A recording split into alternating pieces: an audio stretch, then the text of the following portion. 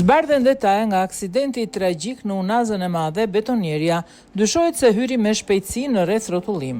Të tjera detaje janë zbardhur në lidhje me aksidentin tragjik që ndodhi pas ditën e sotme në Unazën e Madhe të Tiranës, ku një betoniere doli nga rruga dhe përfundoi poshtë urës pasi u përplas me një automjep tip Audi. Sipas informacioneve paraprake, betonieria po lëvizte nga Unaza Lindore në aksin Farkteg me drejtim rreth rrotullimin pranë qendrës tregtare.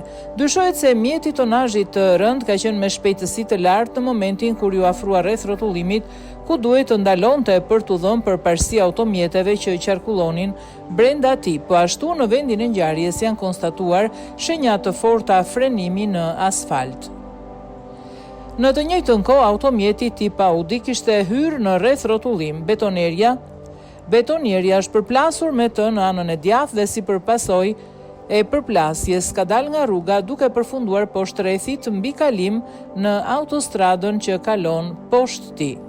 Si pasojë e aksidenti, drejtuesi i mjetit ka humbur jetën ndërsa një tjetër person ka mbetur i plagosur.